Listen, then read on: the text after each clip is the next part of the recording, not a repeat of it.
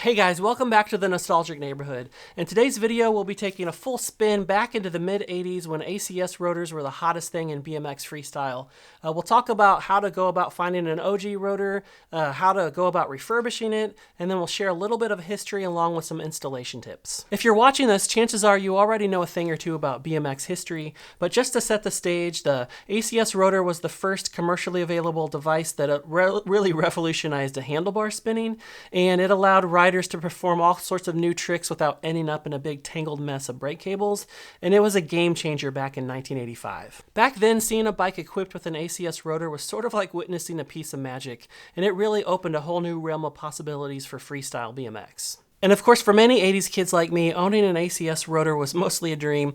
Unless you had wealthy parents, or maybe you were old enough to have a paper route or mow lawns, one of these things was probably just out of reach. And I wasn't about to see one on my old Huffy Sigma. By the time I got my first legitimate freestyle bike, which was an 87 Dyno Detour, the Odyssey Gyro had become more popular just because it had much better braking power.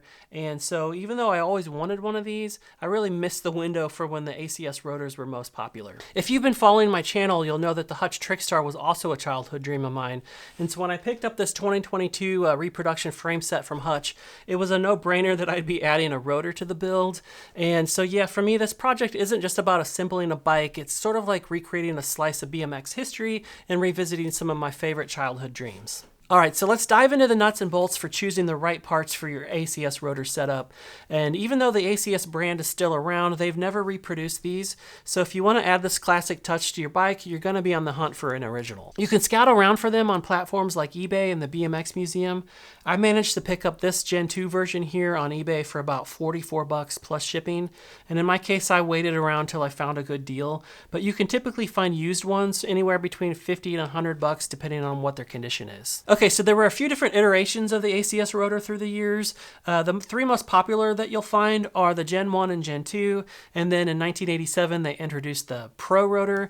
The differences between Gen 1 and Gen 2 are pretty subtle.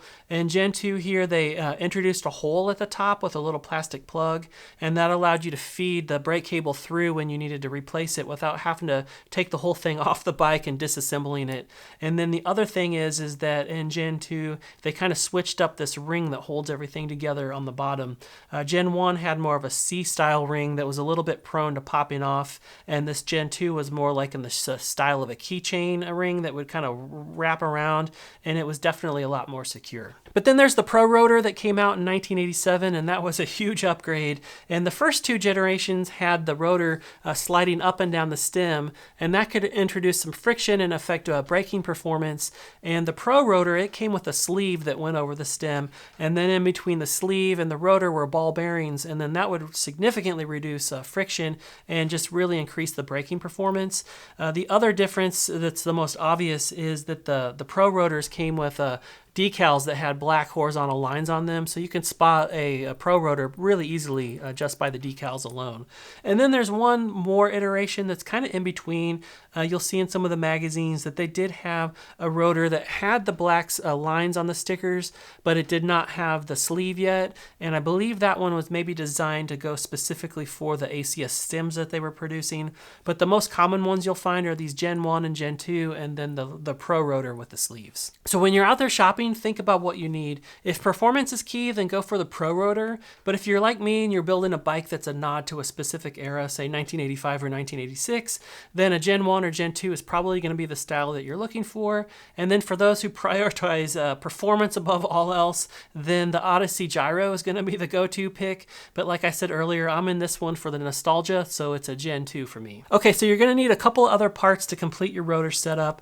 The first one is going to be a brake cable housing stop that would be down below the rotor itself. They typically are down by the headset. The very first generation of these things came with like a bolt-on adapter that kind of looked really weird and funky. And then it wasn't too much later they started producing these integrated ones. And so this replaces the ball cup on your headset, and it has a built-in cable stop here. This one here is an ACS new old stock that I got on eBay for about $35 shipped. I know there are other brands brands like Tioga used to make these back in the day, and you can find those for closer to 20 or 25 bucks for a new one on eBay. The other thing to consider is I heard that Pork Chop BMX might be considering reproducing some of these new as well. And speaking of cable stops, you'll also need a cable housing stop that's above the rotor. And Pork Chop has reproduced the kind of like bolt-on adapter that would go below the nut on your stem. And I think those are only like $9. So if you need one of those, go that route. Otherwise, it was really common. These things were so popular that a lot of the big brands on their stems would have a cable stop kind of integrated into it. And I know that Haro Group 1 had them, and for example, the Hutch Western H Freestyle stems had them. And so yeah, I'm building up this Trick Star, and I'm waiting on that Western H stem from JBD over at Hutch. But yeah, it's going to have the hole pre-drilled for that cable stop in there. So that's the route I'm going to go. Okay, so next up, we're going to talk about how to disassemble one of these things and get it all apart so that you can get it all cleaned up and refurbished. Chances are when you bought your rotor, the cable that came with it is just like super old and worn out, or it didn't even come with a cable. And one thing before we move on is it's really important to consider the type of cable you're going to need. So obviously you'll have your upper brake cable that goes through the brake to the top of the rotor, and that could just be any old regular BMX cable like this one that has a traditional NARP on here. But for the bottom half, the brake cable is going to attach to the rotor and then feed back to the rear end of the bike, the brake itself. And one of these traditional cables will not work. The NARP on here is just too big and fat. It won't fit through the top, and then there's a little slot in the bottom, and it's too big for that as well. And so what you'll need is one of these cables that has a much narrower NARP, and these are designed for road bikes that kind of have those drop bar handlebar brakes that kind of go down. And so this is a much thinner NARP, and it will pass through that hole on the top, and then also it fits perfectly into the little slot that's there on the bottom. And you've got a couple of options for these. I know Pork Chop BMX sells a whole brake cable kit with the top half and the bottom half with the correct NARPs. Or you can do what I did, and I just bought a whole pack of these things on Amazon for cheap. I think this was just a couple of bucks, and there's got to be like 5 or 6 cables in here. So yeah, just make sure you get the right cables, or else you're going to kind of get stuck in the assembly process. All right, in this segment, we're diving into the refurbishment process for the Gen 1 and Gen 2 rotors. I haven't actually worked on a Gen 3 Pro rotor before, but I believe, barring those differences in how you deal with the bearings and the sleeve itself, that the rest of the process is very similar. I cleaned this rotor up earlier this year before I even thought about making a YouTube video of the process. I'll throw a photo of what it looked like when I got it. It was pretty dirty and grimy, and it had some scratches and stuff, and all of that cleaned up really well. So this is an example of what you can do with just a few straightforward steps. Okay, so disassembling the rotor is going to make cleaning a lot easier. First thing I'm going to do is take off this bolt that's used to hold on the top part of the brake cable. And so we'll just loosen that, and we'll pull these off. Next up, we want to, there's a clamp or a ring at the bottom of the rotor that holds everything together. And like I said earlier, on Gen 1, it's more of a C-clamp, and you can take some needle nose pliers or something similar and put the pointy ends in and just kind of pull the pliers apart, and that'll give it enough gap so that C-ring will just pop right off. In this case, I've got the one that's more in the style of a keychain with kind of like winds down like a spring. And so there, at the end of the spring here, there's just a little bit of a lip, and that allows you to take a small screwdriver, and you can kind of wedge the screwdriver down. It might take a couple tries to get it, but that will lift it up. So now I've got a little bit of a gap there, and you can kind of then get your screwdriver underneath and start to pull. And then once you get that first bit up, then you just kind of walk it around, and it's just pulling it out of the groove there. And so there it is. I got the spring off, no big deal. And then there'll be kind of like a spacer spring. At that point, you can pull it apart.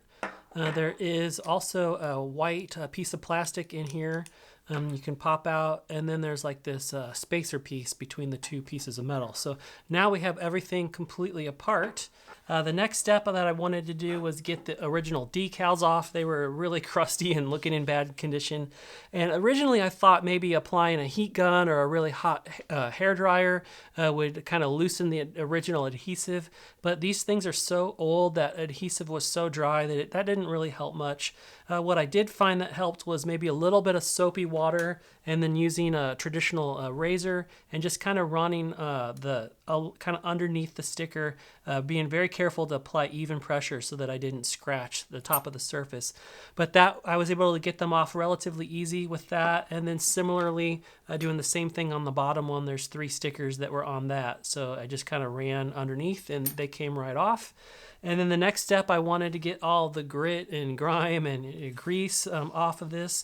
And so I filled up a bucket of water, a small bucket of water with some very hot water and a bunch of soap in it. And I threw all this in there and let it soak for a while, and then got an old kitchen rag and just really scrubbed. And that got most of the grease and grime off. It was a little bit harder, a little more elbow grease on these plastic pieces, and they could actually be a little bit more clean, but very little of them actually show in the finished product. So I just kind of did my best on that. Also polished up the nut here and these spacers and stuff. So at that point, it was ready to kind of deal with some of the nicks and scratches in there and just get the final touches cleaned up. And so to do that, you can use some steel wool. So this is the finest grade available. It's called fine, but it's got the 4 zeros is the number on it. And so you can take a piece of that out. Now the thing you want to consider here is these original rotors were not highly polished, not like a chrome mirror finish look. I've seen some dudes who polish these things like crazy and they look amazing, but that's not the way they looked originally back in the 80s. So you want to be careful that you don't over polish. And then also, if you look closely, there's some really fine grooves in here on both the side as well as the top, almost like little layers in like a vinyl record. And so when you're kind of polishing or buffing with the steel wool, you want to make sure you go with that grain and not across it. And you also want to make sure that you don't push so hard that you basically sand all of those away. And so just kind of like a medium pressure, just kind of going around. Like I said, I had some pretty decent nicks and scratches in here, and they buffed out pretty well. And I still have, for the most part, those grooves are still there. Now, on the top part here, since it does have them in the grooves in a circular pattern, you can't just go across or like this, because you'll be going against the grain and introducing scratches in some areas. So I found the best way to deal with that would be to just kind of unfold it a little bit flat, but just take it and spin it like it was itself a record or whatever. And then that's putting the pressure parallel to those grooves in there and won't introduce new scratches. But I had to do this quite a bit because this one had some scratches up on the top that I really wanted to get out of there. But doing a few turns really makes a huge difference. And so this is never going to look brand new unless you really go for that super high polish, which I did not want to do. But I wish I had the ability to show you what this looked like before, but it looks pretty amazing. From a couple of feet away, it looks like it's in new condition. And then similarly, did the same on the bottom one. Just really trying to buff out any of those scratches and nicks that were in there. This one had a little bit more scratches on the bottom, but yeah, they mostly come right, unless they're really deep. There's a couple of gouges and pits that, again, you're not going to get rid of unless you really polish the thing down to the point where it doesn't look like it ever would have back in the day. But yeah, after doing all of that, from a couple feet away, this thing actually looks really good. It looks clean. It looks new. This is probably one that would probably have sold more in the $100 range than the $40 range. And so, yeah, maybe 20 minutes worth of elbow grease could really get it to that next level. So It's pretty cool that you can get these things cleaned up pretty well. The next step is to get the parts reassembled, and then after that I've got some reproduction decals that I picked up on eBay for like $8 or $9, and I'll get those applied, and then this thing will be looking as good as new. Okay, so now that everything is cleaned up and ready for reassembly, I'll do a quick dry run, and then I'll come back and add some lithium grease between the moving parts just to keep everything working smoothly. But yeah, we had the top of the rotor here. There'll be this plastic spacer that goes between it and the bottom. And then on the bottom, just note that there's a shelf on the inside of the metal here, and then an opposite direction, a shelf on the plastic. And you want those to be opposite, so you end up with kind of a perfectly smooth top there. If you put them in opposite directions, then that plastic will protrude, and that'll be a problem. So just make sure you get those in the right orientation. And then if you had a Gen 2 rotor, you can wait to put the brake cable in till later. You would just feed it in through this hole here. But if you have a Gen 1 rotor, now is the time to deal with that. And so you'll have a small hole here, and then a larger hole on the opposite side. And like I said earlier, these traditional BMX style NARPs that go up on the brake levers, they will not pass through. So this is too big, and you'll want to use one of these road bike NARPs for those drop down brake levers on the road bikes, and you'll see that fits right in there. So basically what you would do is take your wire there and just feed it through. Just kind of pull it all the way through. And then you'll see that it fits flush kind of below that top plane there. And then when we add the bottom half to the top half, that is just going to work out perfectly. We've got the smooth action there. Then we're going to put that top washer on, spacer, and then we've got this ring. This is a little bit tricky to add back on.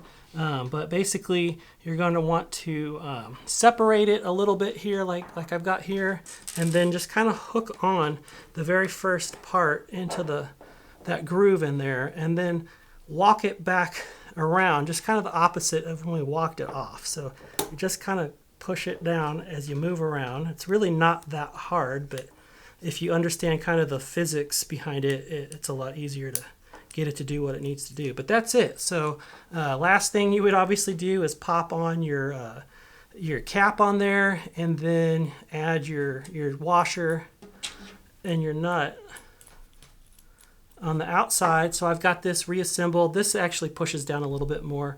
And then I'm ready to put my stickers on. Okay, so now we've got the lithium grease on and everything all cleaned up and ready to go.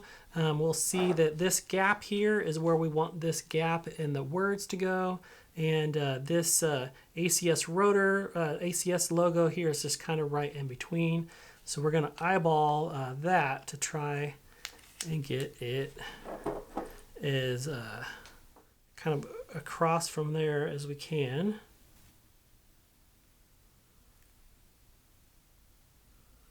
I think that looks pretty good.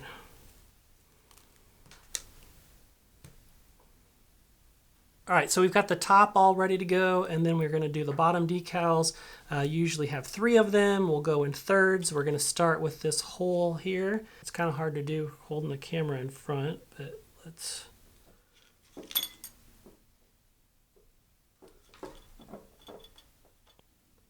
Again, that's good. So that scratch.